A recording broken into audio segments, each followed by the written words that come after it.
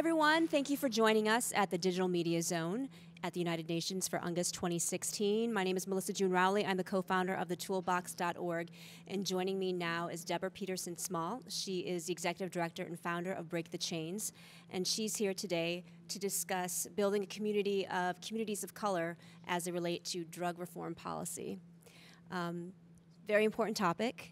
Can you explain to us why it's important to have communities of color built around such a movement? Well, from my point of view, I live in the United States where, as you know, we have the largest number of people behind bars of any country in the world.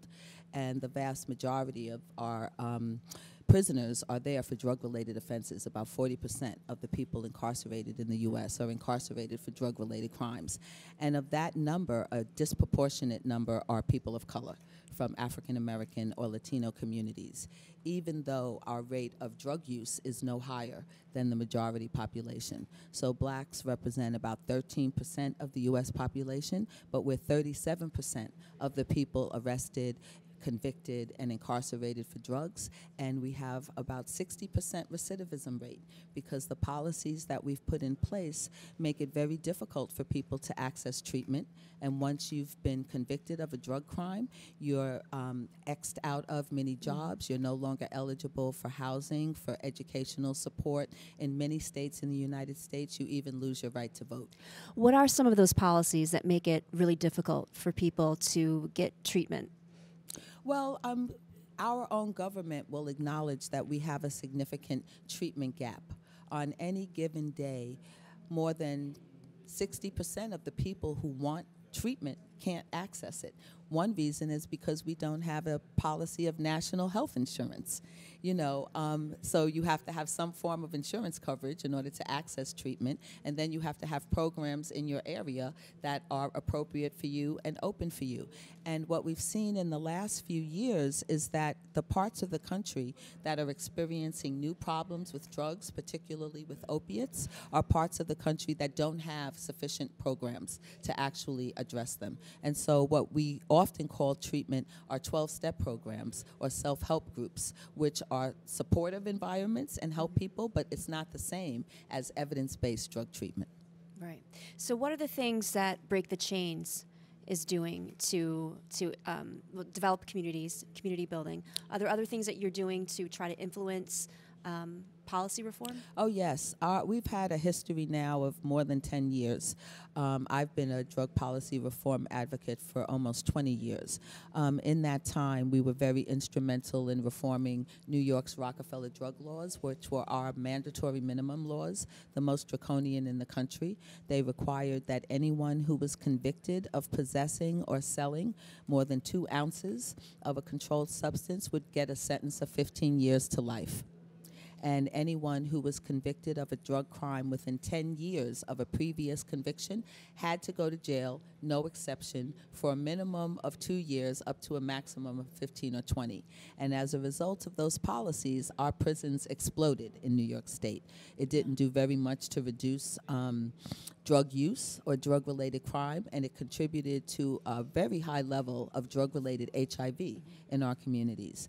As a result of reforming the Rockefeller laws and enacting things like syringe exchange and community-based drug treatment, we've been able to reduce the prison population substantially, reduce the level of HIV, drug-related HIV, by more than half, develop alternatives to incarceration that have helped families stay together and kept children from losing their parents as a result of addiction. In your experience in the last 20 years, what do you think is the biggest obstacle? Is it a debate between the health level, the health issue around viewing the drug problem as a health issue or as a morality issue? Is it policy? Is the policy problem rooted in the debate between health and morality? From my perspective, the biggest problem and the reason why I'm here is that we have treaties that require us to punish people for behavior that actually shouldn't be the basis for punishment. If you believe, as I do, that addiction is a disease and that it needs to have a public health response, we don't punish people for exhibiting the behaviors associated with diabetes or emphysema or any other health-related problem. So to me, it doesn't make sense that we would punish people for exhibiting the signs of their disease if the disease is addiction. And yet we're all under treaties that require countries to do that and make it optional, whether or not they're going to do anything ameliorative. So for me, the fact that we're now having a conversation with a good, significant part of the world recognizing that the punitive approach doesn't work provides an opportunity for us to actually develop policies that are based on what we know about drugs, what we know will work, and what we know reduces demand, saves lives, and helps keep communities healthy and whole. Mm-hmm. And were you here yesterday when the declaration was being discussed? Yes, I was. How did that go? I'll be honest, I was disappointed. Many of us, again, have spent the last couple of years working with member states and agencies to develop a good outcome document. It was very, very troubling to me that, you know, so many of the states advocate for harm reduction policies, but they don't want to use the word harm reduction as one of our goals, that we talk about the importance of human rights, but we still... What do you think that stigma is with the words harm reduction? I think that there are some countries, my own included, that have associated the use of the term harm reduction as somehow representing a capitulation on the principles of punitiveness. And quite frankly, I think it should be, because we need to bury that. There are some ideas that are dead ideas that need to be buried. The idea that we should punish people for drugs is a dead idea that needs to be buried. And for many people, using the term harm reduction means that you're accepting the reality that people will continue to use drugs, and therefore we shouldn't punish them for it. And there are some countries for whom that represents heresy. So has there been any, have you seen progress made in any areas around this issue? And can you give me some examples? So when I first started this work, it was in 1998, the last time there was an ungas. And our push then was to have a debate about drugs. We published a full-page ad in the New York Times that called on the UN to actually begin a real debate about drug policies.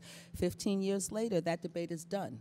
People have pretty much recognized, and there's a consensus that our current policies don't work and that we need a change. So for me, that's definitely represents progress. The next question is, what kind of change will we have? How long will it take us to get it? Because in the 15 years since the last ungas, tens of thousands of people died unnecessarily, and hundreds of thousands of more were incarcerated unnecessarily. So I would hate for us to have to wait another 10 or 15 years to do the right thing by those people and the people who are struggling today.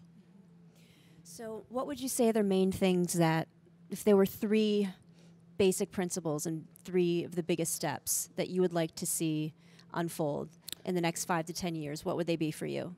People should not be punished for the substances that they put into their bodies, only for the harms that they cause to other people.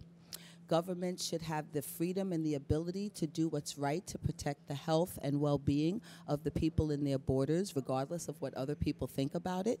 And in a world that is growing more and more technologically adept, we should actually do what evidence and science shows us is good and not allow ideology to stand in the way of good policy. Okay. And what more would you like to accomplish here? Are you in more meetings here? Yes, I am. And what I'd like to accomplish is two things. One, I think that there's a real need for us to have a greater look at the role that race plays in how drug policies are implemented throughout the world. I come from a part of the world that's still dealing with the legacy of slavery and colonialism. No matter where you go in the Americas, people of color are disproportionately affected by punitive drug policies. That's true in Canada, it's true in the US, it's true in Mexico, it's true all the way through Latin America. So my hope is that the UN will begin actually paying real attention to racism as it relates to issues of drugs, and secondly, that we pay more attention to gender, because we say that we're promoting women's equality, and yet to me, the only thing we're becoming more equal in is the ability to get locked up at equal rates with men. And to me, a society is judged by how it treats its most vulnerable members. The majority of women who end up in prison are women who have already led incredibly difficult lives. They've been subject to physical abuse, sexual abuse, poverty, and violence. And the idea that our response to that would be to add to their suffering by locking them up for having a drug problem says something is wrong with us, more so than with them. Feels very backwards, doesn't it? It really does. And so for me, progress is, we've been meeting. We did a side event yesterday highlighting the impact of drug policies on women. That was well attended. Tomorrow we're going to meet with a lot of the other women NGOs who are here to talk about how to move forward. And similarly, those of us who work on issues around race have been using this as an opportunity to get together and think about collaborative projects. Great. Thank you. I'm going to open it up to the audience to see if they have any questions. Are there any questions from anybody? Okay. I'll give you my microphone. So I know it sounds like we've come a long way since the last UNGAS, but it also sounds like there are still a lot of barriers. And so I'm wondering if you think that now that there seems to be more of a public consensus that the laws in place are not working, are not helpful, do you think that we'll start to see more sweeping changes come about at a faster rate, or is it just inevitably kind of a crawl? Well, I'll be honest. I think that the developments around legal marijuana represent the greatest opportunity that we've seen in a long time to change global drug policies. Because what most people don't recognize is that the vast majority of drug law enforcement is against cannabis. In the U.S., 2/3 of all of our arrests for drugs are just for marijuana alone.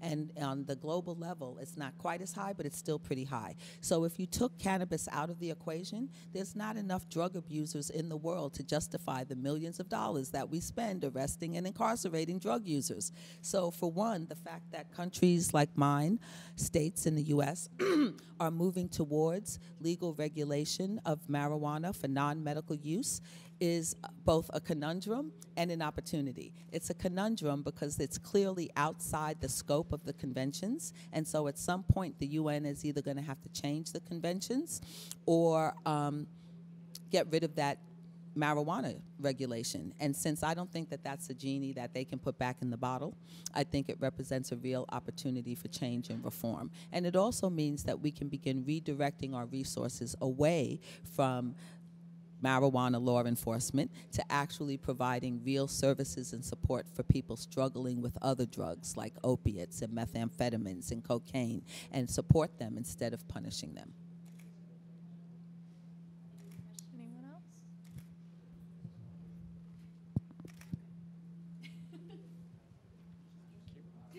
Okay. I could talk to you about this all day, but we'll wrap up here. Thank you so much for stopping by. Thank you so much for having me. This has been wonderful, and you actually made what was an otherwise difficult day a lot more pleasant, so thank you. Oh, one more question for people that are going to watch this on YouTube. Where can people find information about your organization online? They can find us at www.breakchains.org, or they can also find out more about us from the Stop the Harm website. Okay. Thank you.